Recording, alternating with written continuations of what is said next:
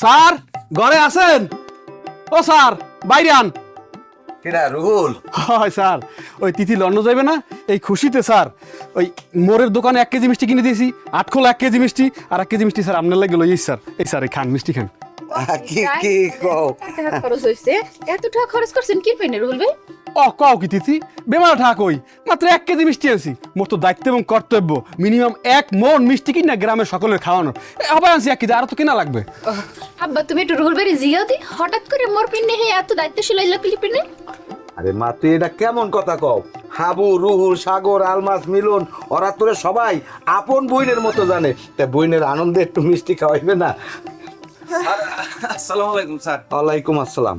ওই স্যার ওই তিথির এই যে লন্ডন যাওয়ার যে এই যে সুসংবাদ, এই সুসংবাদে তো স্যার আমি সবাই মিষ্টি বিলাইতেছি কিনে এই 2 প্যাকেট আমনগো লাগিয়ে আনছি রাখেন স্যার। আমার স্যার ইচ্ছে করে কি জানেন, আমার ইচ্ছে করে বাংলাদেশে যে 20 কোটি মানুষ আছে, আমার তো মন চায় স্যার আমি 20 কোটি মানুষের সবাই রে এই তিথির সুসংবাদের মিষ্টি খাওয়াই। এখন এটা তো আর সম্ভব হইবে না, তবে স্যার আমি পরিকল্পনা করছি কি জানেন, এই গ্রামে যত মানুষ আছে না প্রত্যেক মানুষের মুখে আমি এই যে তিথির যে সাফল্যের মিষ্টি এটা তুলে দেবো, এই পরিকল্পনা আমি করছি স্যার। দেখছো মা, তোরে কইছি না, হাবু রুহুল যেমন তোর ভাই, সাগরও কিন্তু তোর এক মায়ের পেটের এককাল আপন ভাই ধরে লইতে পারো। এটা স্যার আপনি একটা হকারালি কথা কইছেন, কারণ সাগর খালি এই গ্রামের আর খালি তিথির না, আরো বাংলাদেশের যত তরুণ মাই আছে সব মাইয়াগো একমার ফেডার ক্লাফন ভাই। আলমাসে তুই বেড়া সবসময় ঠাট্টা মস্কারি দিয়ে কথা কো বেড়া, এইরকম একটা আনন্দের সংবাদের মধ্যে বেজাল করবি না। ও যদি সমস্ত দুনিয়ার মানুষের ওই যে মাইয়া মানুষের আপন মায়ের পেটের ভাই হয় তাহলে ওরা বিয়ে করম কেমনে? সব বিয়ে করবে আপনার কইসকেরা? আপনারা সবাই ঠাট্টা মস্কারি পরে করেন, মোর একটু কথা আছে। কাঞ্চন ভাই, ওই যে লন্ডন যাইতেছে, আপনি কি খুশি হয়েছেন ভাইয়া? ও কয় কি মোর বই নে কয় কে আলমাসে মিষ্টি গেলতে আসো মোরে জিজ্ঞাসা করে মুই খুশি হয়েছি কিনা। মুই করছি কি জানো, একবার ওই বাজারের দিকে মেলা দিছিলাম, হ্যাঁ আড়া দিছিলাম, মনে মনে ভাবছি যে কম কই রইলো 100 কেজি মিষ্টি কিনে হাঙ্গা গ্রাম বইরা বিলাম। পরে আবার ডিসিশনটা চেঞ্জ করছি। এই যে হ্যাঁ আপনি 100 কেজি মিষ্টি কিনতে টাকা লাগবে মিনিমাম 30,000।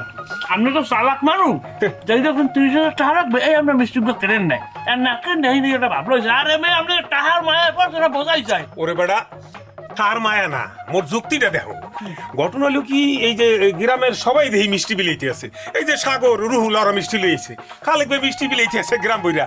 মুই ভাবলাম যে মগো তিথি যে লন্ডন যাইতে আছে ওর তো মেলা খরচাপাতি হইবে আনে, তাই ওই যে প্লেনের টিকিটের টাকাটা যদি মুই দিয়া দেই তাহলে তো আর উপকার হয়। কাঞ্চন, তুমি এটা কি কইতে আছো? হ স্যার, স্যার মুই ফাইনাল ডিসিশন লয়ে ফেলাইছি, মুই ওর টিকিটের টাকাটা দিম। আপনি কোনো না করতে পারবে না স্যার। ওই কি মোর একটা বোন থাকলে মুই দিতাম না, টাকা পয়সা খরচ করতাম না। অতিথি মুই তোর ওই যে বিমানের টিকিটের টাকাটা দিমো, বোন তুই নিবি না? কি কোন ভাইয়া, আমি এত কষ্ট করে টাকা জমাইছেন আর এইটা দিয়ে মোরে আপনি লন্ডন পাঠাইবেন, তা আবার বিমানের টিকিট কাটটা। এই যে আম্মেরা কত মোরে সহযোগিতা করেন, মুই এই ঋণ কিভাবে শোধ করবো কোন দিন? মুই কি কোনোদিন চিন্তা করতে পারছি যে এই তিথি গ্রামের সাধারণ একটা মাইয়া যে কিনা বিয়ে শাদী হয়ে সংসার করার কথা, হে এখন ল পড়ে এখন আবার ব্যারিস্টারি পড়তে লন্ডনে যাইবে? এইটা তুমি কল্পনাও করতে পারি নাই। কিন্তু যে মানুষগুলো লাগিয়ে মোরা এটা হইলো, এই মানুষটা তো এখানে নাই, হ্যাঁ জীবনে তো মোরেও সুখ শান্তি নাই। ভাবিরে তো খুঁজে পাইতেছে না, ভাবিরে যে কবে পাইবে, কবে যে হে সুখে শান্তিতে সংসার শুরু হবে, মুই হেই চিন্তাই বাসি না। মুই যাবো ঠিকই, কিন্তু মোর মন গনা হেনি পড়ে থাকবে। কাঞ্চন ভাই, আম্মের এই ঋণ মুই জীবনও শোধ করতে পারবো না। জীবনের শেষ দিন পর্যন্ত মুই আম্মের পাশে থাকবো। স্যার মুই একটা কথা কম, আপনি রাখতে হইবে। এই তিথি লন্ডন যাওয়ার পরে ওর যা খরচপাতি হইবে খাতাপত্র এই খরচ মই দিম। স্যার ও কি খরচ দেবে স্যার? অনেক যে মেইন খরচটা স্যার, থাকা খাওয়াই যে খরচটা হইবে এই খরচটা আমি দিব স্যার। এটা আমরা কলম এটা না করতে পারবো না, রাজি থাকা লাগে। সাগর, রুহুল, কাঞ্চন, তোগো এই ভালোবাসার ঋণ আমি কেমনে শোধ করবো ক? আব্বা, যে মানুষটার উসিলে আমি ব্যারিস্টারি পড়ার লেগে লন্ডনে যাইতে পারতেছি, সেই মানুষটার জীবনে তো কোনো সুখ নাই। তুই কি ঠিক কথাই কইছিস। এইবার হাবু যদি মারজান বাবিরে ফিরাই না নে, তাহলে আমি নিজে যামু, যাইয়া সেই ডাকাত দিয়া মারজান বাবিরে বিছরাইয়া সেই গ্রাম ফেরত লইম। তুই কি ঠিকানা জানো? ঠিকানা না জানলে হাবুটা জিগা মুজে আর ঠিকানা দেয়, বাট ওকে আমার ঠিকানা না দিয়ে পারবে, এরপর যাইয়া বাবির বাহের বাড়ি দেহারে লইম। তোমরা যে হাবুর শ্বশুর বাড়ি যাইতে চাও, আর শ্বশুর কিন্তু ভয়ঙ্কর খারাপ মানুষ, তোমাকে যদি কোনো একটা ক্ষতি করি হেলায়। ক্ষতি করলে করবে, ক্ষতিরে ডরাইনি, জীবনে কত ক্ষতির সম্মুখীন হয়েছি, হাবুর লাগিয়া জীবন দিয়ে দেম লাগলো, এরপরও যাই আনবো। কথা ঠিক আলমাস, আবুল লেগিয়া জীবনে যে কোনো ক্ষতি মাইনে নিতে রাজি আছি।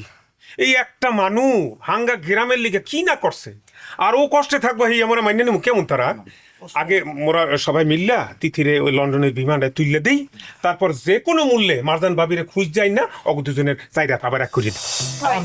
আলহামদুলিল্লাহ। কথা আছে আম্মে গো, মোর আসলে এক দাবি মুই তো থাক মোরা কিন্তু হুন্যেও শান্তি লাগবে।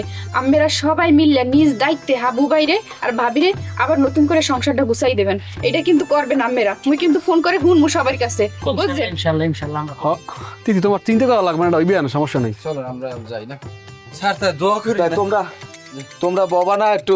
না ওদিকে খাওয়া স্যার, মিষ্টি মিষ্টি সবার খাওয়া, আমার স্যার দায়িত্ব বেশি না। ঠিক আছে, দোয়া করেন।